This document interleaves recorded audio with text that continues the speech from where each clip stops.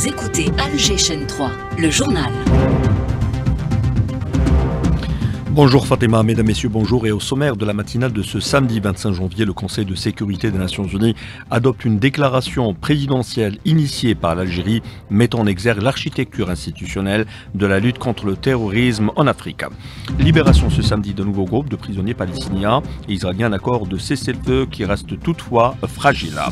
Opportunité d'emploi, ouverture ce samedi de la 13e édition du Salon de l'emploi emploatique avec 100 entreprises qui y prennent part. Tombée de rideau sur la 3e édition du Salon international des cosmétiques, un salon dédié à la promotion du produit algérien.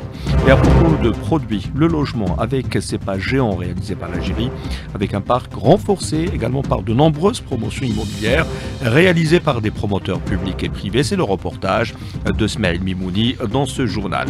Et puis l'événement culturel, cette sortie livresque avec deux ouvrages signés Abdelkader Ben Hamesh, l'un consacré à une figure marquante du Chabi, El Haj Mohamed Lanqa, et l'autre à la troupe artistique du Afalana. Il y aura du sport, football avec le Moudia d'Alger qui s'est largement imposé hier dans le derby algérois face à l'USM Alger sur le score de 3-0 en match comptant pour la mise à jour de la 7e journée de Ligue 1 Mobilis. Mesdames, Messieurs, bonjour. Le Conseil de sécurité des Nations Unies a adopté hier une déclaration présidentielle initiée par l'Algérie mettant en exergue l'architecture institutionnelle de la lutte contre le terrorisme en Afrique. Nesrine Dahmouna. Cette déclaration présidentielle marque une évolution importante en consacrant pour la première fois la reconnaissance au plus haut niveau international du rôle de champion de l'Union africaine pour la prévention et la lutte contre le terrorisme, rôle dévolu au président de la République Abdelmadjid Tebboune qui a été choisi par ses pairs africains pour assumer cette responsabilité.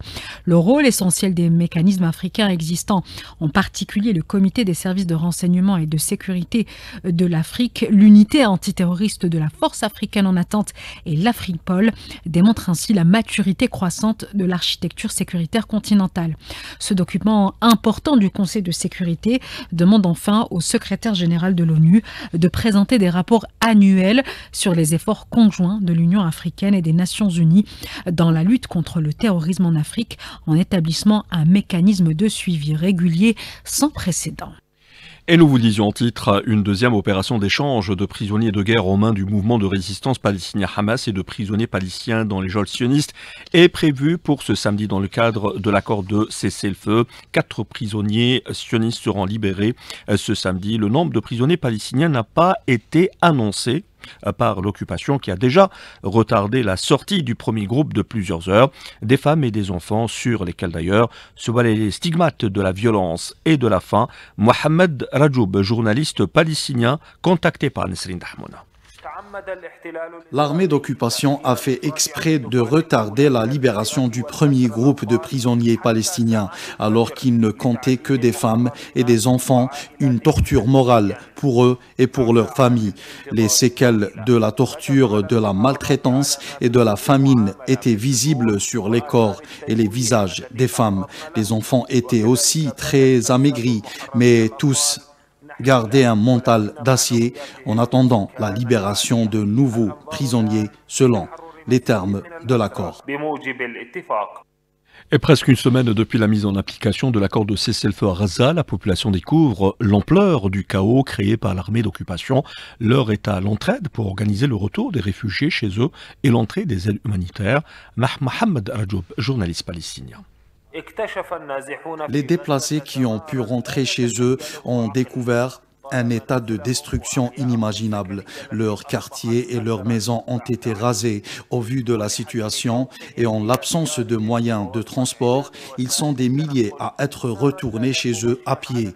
Que ce soit à Khan Younes ou à Rafah, tout n'est que destruction. Certains réfugiés ont préféré rester dans leur camp alors que d'autres ont réinstallé leurs tentes sur les décombres de leurs habitations. Selon l'ONU, 90% des constructions ont été détruites totalement ou partiellement. Les équipes techniques tentent tout de même de déblayer les routes pour faciliter l'entrée des camions d'aide humanitaire et le retour des réfugiés chez eux.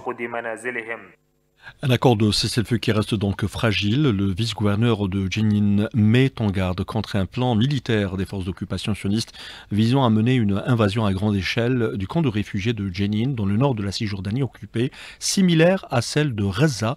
34 Palestiniens, dont 6 enfants, sont tombés en martyrs en Cisjordanie occupée durant le mois de janvier. C'est ce qu'indiquait hier les Nations Unies, l'armée d'occupation, qui annonce que la Cisjordanie sera d'ailleurs son prochain objectif de guerre après Reza et Beyrouth, affirme le journaliste palestinien Mahmoud Horeibat, contacté par Nesrine Lahmouna.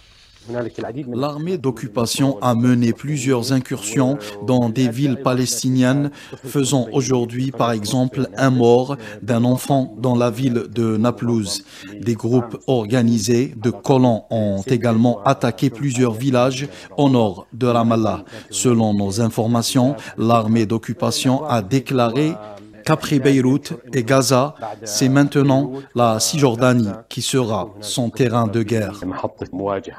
Et pour rappel, près de 90% des écoles de Reza ont été détruites au cours des 15 mois d'agression sioniste et causé la mort de plus de 14 500 personnes. C'est ce qu'a dénoncé l'Agence des Nations Unies pour les réfugiés de Palestine au Proche-Orient, l'UNRWA. Le représentant permanent de l'Algérie à l'ONU, Ammar Benjama, a appelé vendredi à une prise en charge rapide des enfants de la bande de Reza. L'actualité internationale marquée également par le président russe Vladimir Poutine qui s'est dit prêt à parler à Donald Trump. C'est ce qu'indiquait hier le Kremlin au lendemain d'un appel du président américain à une rencontre immédiate, mais ni Moscou ni Washington notamment c'est de réel calendrier pour cette discussion tant attendue. Il est 8h07 sur les ondes d'Alger Chaîne Droit. Ouverture aujourd'hui du 13e salon de l'emploi Emploatique Connect qui se tiendra durant 2 jours au niveau de la SAFEX au Pin Maritime à Alger. 100 entreprises de divers secteurs et de diverses activités viendront proposer leurs opportunités d'emploi. Yasmine Hadj Ahmed, responsable de la communication au sein d'Emploatique, elle est contactée par Smaïl Mimouni. Nous aurons la participation de plus de 100 entreprises de divers secteurs qui viendront proposer leurs opportunités d'emploi à tout type de chercheurs d'emploi.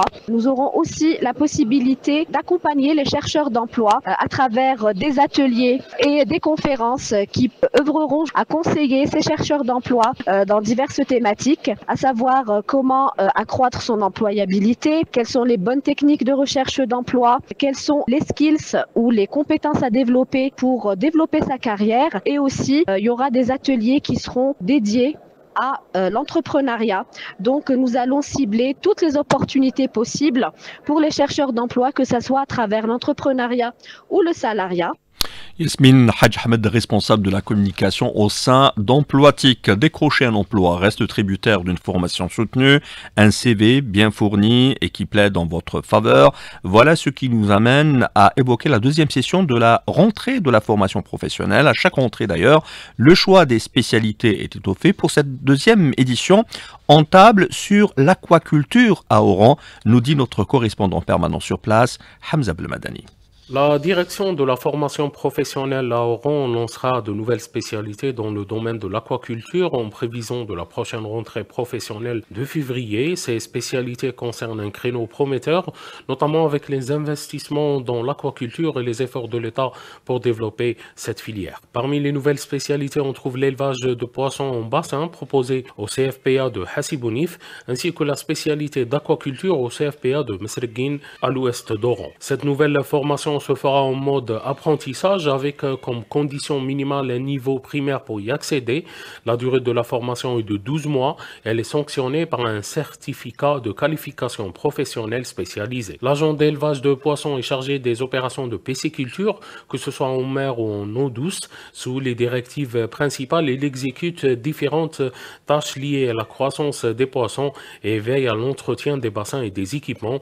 Il s'occupe également de l'alimentation des poissons et surveille leur croissance. Les diplômés pourront travailler dans l'élevage de poissons en bassin et dans les fermes piscicoles utilisant de l'eau douce ou dans les fermes aquacoles marines. Par ailleurs, à l'occasion de la rentrée prévue en février, les nouveaux stagiaires pourront s'inscrire dans la spécialité de réparateur de filets de pêche au CFPA de Ain Turk et au CFPA de Mars Al-Hajjaj à l'est d'Oran. Mohamed Hamza Belmadani, Alger, Chaîne 3. La 3e édition du Salon international des cosmétiques, un rendez-vous incontournable pour les professionnels du secteur et de l'industrie de la beauté. Cet espace a permis à plus de 250 exposants nationaux et à 17 pays étrangers de nouer des partenariats et de promouvoir le produit algérien. Une affluence a été enregistrée d'ailleurs au niveau des workshops et des différents stands dédiés aux produits cosmétiques. La clôture est prévue, je vous rappelle, pour aujourd'hui. Reportage signé Soraya Rozlan. Le salon Cosmetica North Africa a été marqué par des conférences et workshops portant sur les tendances actuelles, les idées innovantes ainsi que le développement de cette industrie en Afrique. Des espaces dédiés aux cosmétiques et au bien-être ont attiré un grand nombre de visiteurs satisfaits par les produits algériens. Franchement, je suis très surprise et étonnée de voir l'expansion du monde de la cosmétique en Algérie et des marques algériennes qui sont en plein développement et en plein essor. On est très fiers de nos marques algériennes qui n'ont rien à envier aux marques internationales. Évidemment, on a remarqué aussi beaucoup de produits cosmétiques qui sont bio. Agréablement surprise par la qualité des produits algériens. Je viens de découvrir qu'il y a énormément d'exposants, il y a beaucoup de concurrence dans ce domaine et la qualité, on l'aperçoit. Présents sur le marché depuis plus de 20 ans, les produits de la gamme capillaire lauréate connaissent un grand succès. Djibieb Selma, formatrice. On a fait des produits aux normes internationales, c'est des produits demandés un petit peu partout dans le monde. Il y a des pays où ils veulent importer la coloration. Pour vous dire à quel point on a fait un pas géant. Cette année 2025, c'est une année qui va encore faire un boom parce qu'on est en train de préparer 3 nouveaux produits. Cet événement économique a permis aux professionnels de l'industrie cosmétique de nouer des partenariats et de promouvoir le produit algérien sur le marché de l'industrie de la beauté. Et à propos de produits, le logement avec ses pas géants réalisés par notre pays, de nombreuses promotions immobilières, sans ces dernières années d'ailleurs, réalisées par des promoteurs immobiliers publics et privés, c'est d'ailleurs devenu le choix idéal de nombreux citoyens à la recherche notamment de logements de luxe. C'est le reportage signé Smaïl Mimouni. Nous les avons tous constatés, ces promotions immobilières réalisées par des promoteurs publics et privés sont de nos jours devenues le choix de nombreux citoyens. Des projets qui participent d'un côté dans l'amélioration du tissu urbain, mais aussi au confort des acquéreurs de ce type de logement. Nous nous sommes rapprochés de quelques citoyens. Beaucoup de ménages optent pour ce choix pour des considérations de cadre de vie. Ils évitent les grandes concentrations. La raison réside dans les commodités qu'on peut trouver dans ce genre de logement. Hamdan Nordine, promoteur immobilier et architecte à l'est du pays, nous fait un état des lieux sur ces projets. Je suis sur un projet de 96 logements promotion libre au F3, F4, F5 et duplex à Constantine. Et un projet de lotissement et 16 villas. La promotion libre, elle vise la couche moyenne de la société. Les personnes et les ménages ayant un revenu mensuel qui dépasse les 120 000 dinars. La réalisation des projets de promotion immobilière est soumise à plusieurs obligations afin d'assurer une garantie, notamment en matière de respect des normes de construction. Miloud Benzerda, architecte et membre du Conseil de l'Ordre national des architectes. La vente est maintenant réglementée par un dispositif lié à la vente sur plan. L'acquéreur, il peut avoir son acte de propriété dès le premier versement. Des milliers de logements sont réalisés maintenant avec leur dépendance. En plus de la participation dans la réalisation des logements, la promotion immobilière est un secteur créateur de richesses et d'emplois. La promotion immobilière booste aussi la production nationale des matériaux de construction. Et l'événement culturel, cette sortie livresque avec 2 ouvrages signés Abdelkader Ben Amash, l'un consacré à une figure marquante du Sha'bi Al-Hajj Mohamed Al-Anqa et l'autre à la troupe artistique du FLN, suite d'ailleurs à une instruction du président de la République Abdelmajid Tebboune, Nadia Siassi. Abdelkader Ben Amash a conçu, encadré et réalisé un ouvrage produit par le ministère de la Culture et des Arts suite à une instruction du président de la République Abdelmajid Tebboune dont le titre نجوم الثورة في مسيرة المجد الفرقة الفنية لجبهة التحرير الوطني, les étoiles de la révolution dans le parcours de la gloire, la troupe artistique du FLN. Cette idée est celle du président de la République Abdelmajid Tebboune qui a à un moment donné, le 8 juin 2022, a suggéré au ministère de la Culture d'écrire ou de publier un livre sur les membres de la troupe artistique du FLN. Et c'était un manque criard qui existait dans notre pays, manque aussi dans la mémoire de ces grands moudjahids qui ont consacré une partie de leur vie et qui ont aidé la révolution algérienne à se faire à travers les pays amis, à travers les pays frères qui nous ont aidés pendant la lutte de libération nationale. C'est 52 personnes, ces 52 artistes qui ont participé à cette initiative. Abdelkader Ben Dahmash est natif de la ville de Mostaganem où la poésie melhoun est l'essence même de la plupart des textes cherbi. En sa qualité de journaliste, écrivain et producteur d'émissions, il consacre de nombreuses publications pour retracer les parcours des artistes qui se sont distingués dans l'histoire du patrimoine musical algérien, à l'exemple du pionnier de la musique algérienne, El Hadj Mohamed El Anqa, dont le titre Cheikh El Hadj Mohamed El Anqa au panthéon patrimonial de la chanson cherbi. Abdelkader Ben Dahmash qui sera l'invité d'ailleurs de Linda Tamdrari, rendez-vous fixé à demain à partir de 9h du matin sur les ondes d'Alger Chaîne 3 du sport pour terminer avec le Moudjahid d'Alger qui s'est largement imposé hier dans le derby algérois face à l'USMA d'Alger sur le score de 3-0. Des matchs de mise à jour qui se poursuivront d'ailleurs cet après-midi. C'était là la dernière information de cette édition réalisée par Amine Seguini. Merci à vous de nous avoir prêté attention.